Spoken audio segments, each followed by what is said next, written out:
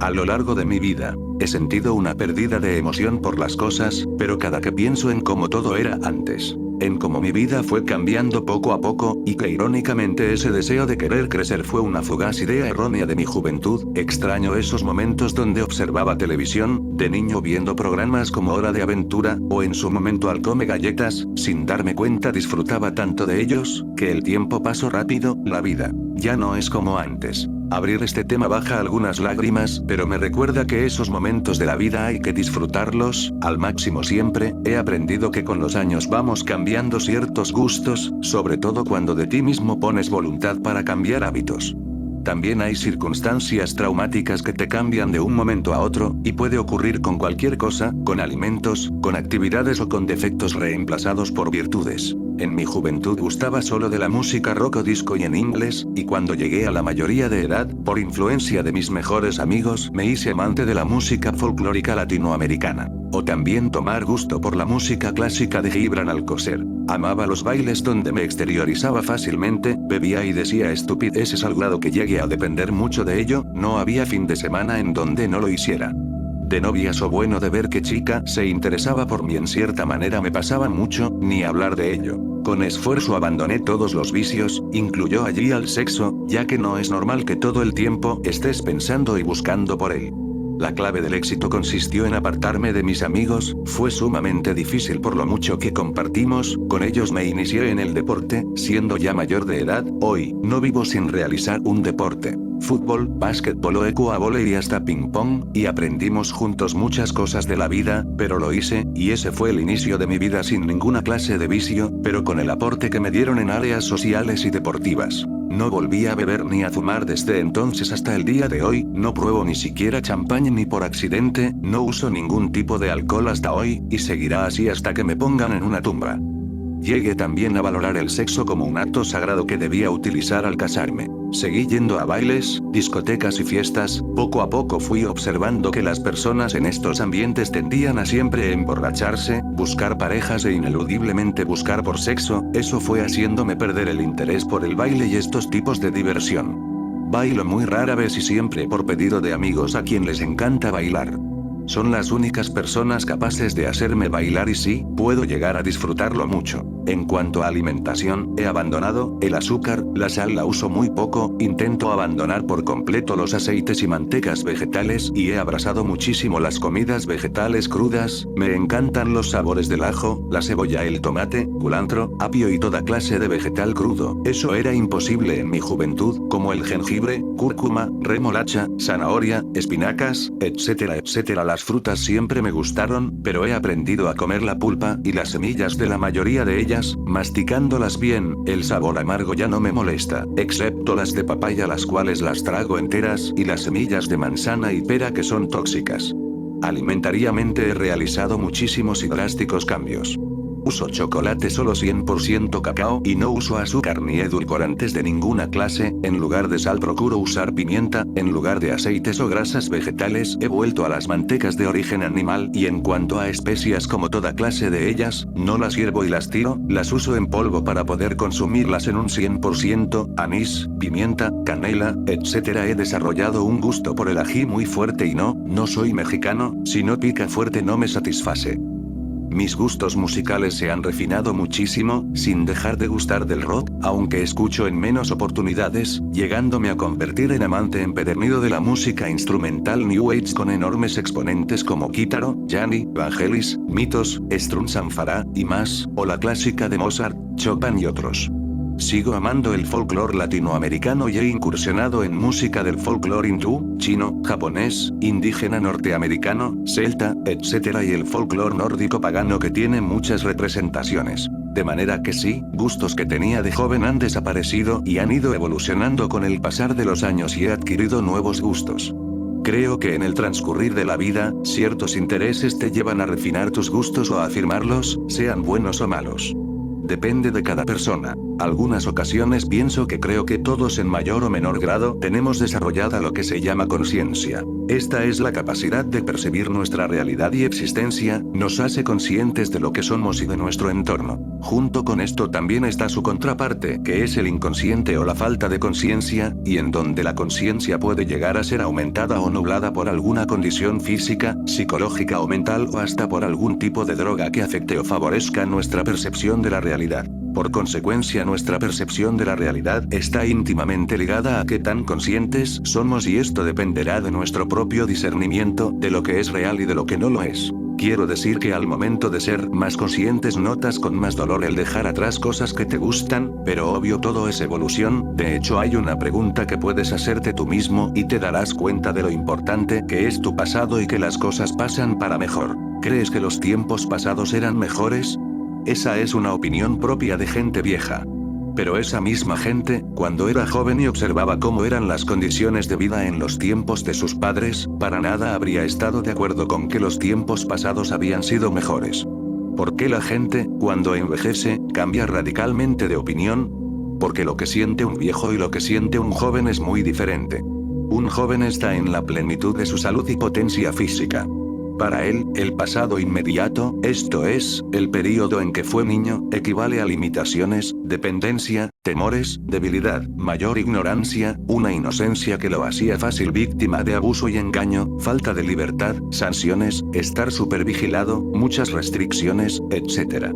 Para un joven, el pasado jamás va a ser mejor, más cuando en su actual estado tiene todo por delante. Se le abren las puertas a la libertad, tiene la posibilidad de conocer el amor, puede sentir que resulta atractivo a personas del otro sexo, puede tener una activa vida sexual con cuerpos deseables y conciencia de que el suyo también lo es, puede explorar y permitirse la aventura, cuyos efectos son sumamente estimulantes, y posiblemente no ha acabado de perder la protección del hogar paterno, y si ya no la tiene, sabe que de todos modos sus mayores pueden sacarlo de líos en cualquier momento, y probablemente no se le han venido encima todas las responsabilidades que podrían coartar su recién adquirida libertad.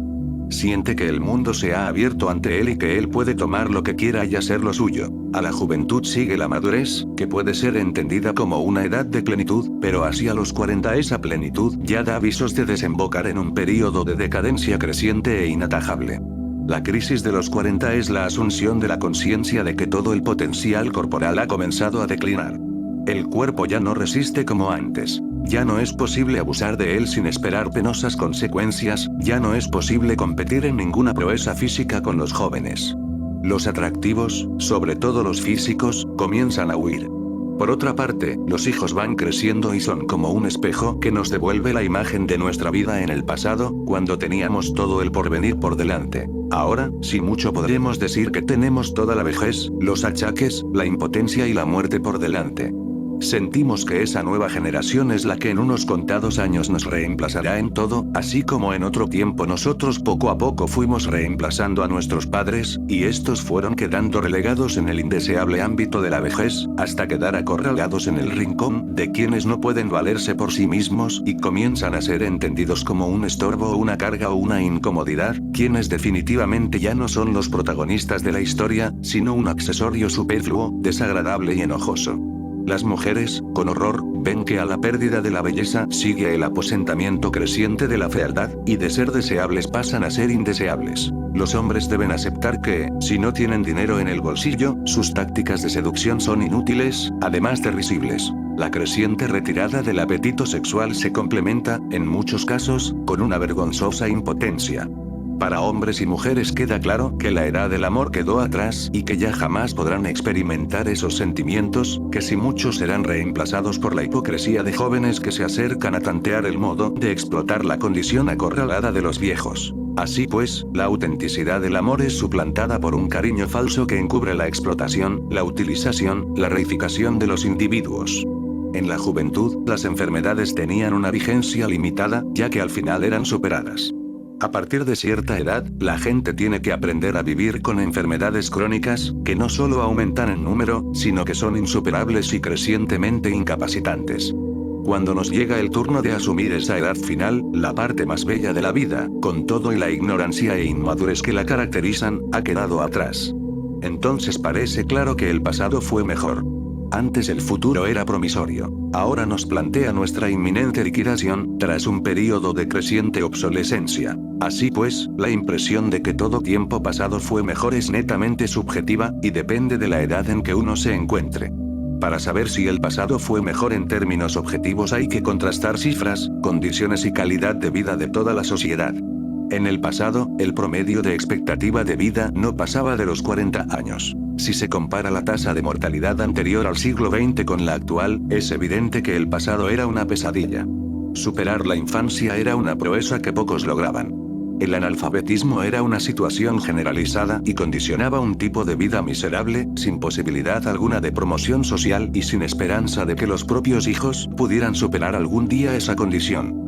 El estado actual tiene múltiples fallas, pero antes las tenía muchísimas más, comenzando por el poder omnímodo del autoritarismo y la práctica carencia de democracia. Solo votaban los hombres ricos, quienes prácticamente ejercían el papel de dueños y amos de su esposa e hijos, cuando no también de sus empleados y servidumbre. El acceso a la educación superior estaba restringido a las clases más pudientes. El trabajo, que se centraba en actividades físicas, era más arduo, y la explotación se ejercía al máximo posible y se extendía incluso a la población infantil, pues no había ley que protegiera a los trabajadores ni reconociera los derechos de quienes nada poseían o no tuvieran un linaje noble. Con frecuencia me digo que, si no hubiera sido por los avances de la medicina en el siglo XX, yo habría muerto a los 2 años por una gastroenteritis. Si esta no se hubiera presentado, en la adolescencia, por una peritonitis, y si hubiera sobrevivido, muy posiblemente no habría superado un grave cuadro de depresión que me asaltó así a los 40 años, y si hubiera tenido la suerte de escapar a ese problema, a los 47 habría quedado inválido por una lesión en la columna, eso si en la infancia no me hubiera condenado a la postración una poliomielitis.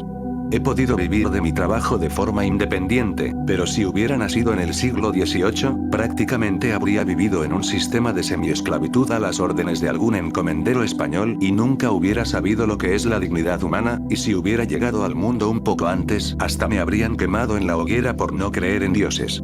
Si hubiera nacido hacia 1927 o 1936, como mis padres, si acaso habría alcanzado únicamente a cursar los grados iniciales de primaria y habría tenido que ganarme la vida en trabajos de mano de obra no calificada. Los avances tecnológicos de los últimos 50 años han sido absolutamente impresionantes, y se han reflejado en mejoras en la calidad de vida de la mayor parte de la población mundial.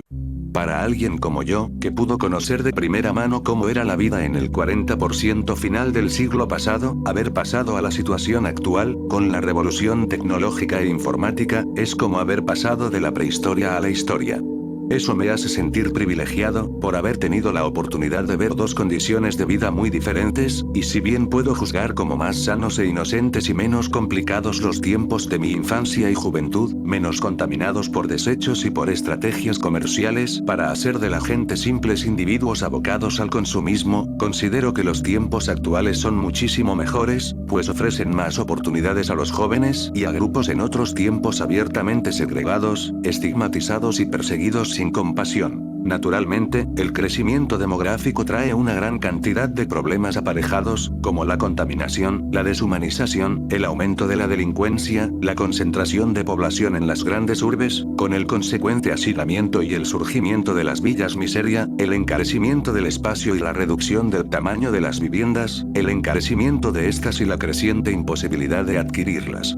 Con el advenimiento del neoliberalismo, el carácter salvaje y deshumanizado del capitalismo se ha acentuado, con lo cual entidades como corporaciones, transnacionales y bancos se han convertido en un polo que acapara la mayor parte de derechos y todos los beneficios, al tiempo que con el ejercicio de su poder económico corrompe el estamento político, mientras los sacrificios y la carencia de derechos recaen en una población crecientemente empobrecida, víctima, además, de la represión ordenada por los gobernantes elegidos por esa misma población.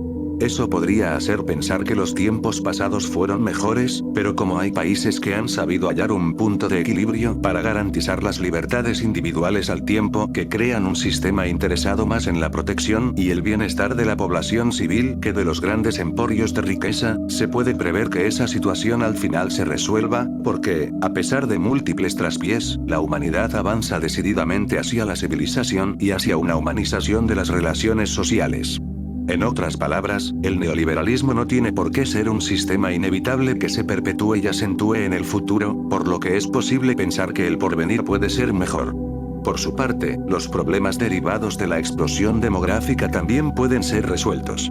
Disposiciones que controlen el número de hijos por pareja podrían estabilizar la población en cosa de 2 o 3 generaciones, de manera que el número de humanos no atente contra la sostenibilidad ni afecte gravemente el ambiente, y la tecnología hará más sostenible la producción de energía y los métodos de producción y explotación de los recursos naturales.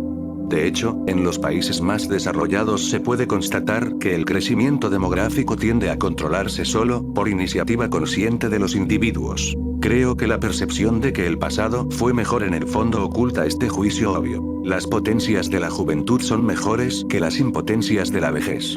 Por lo demás, como acertadamente apuntaba Gertrude Stein, toda nostalgia pasada fue mejor. Muchas gracias por escucharme.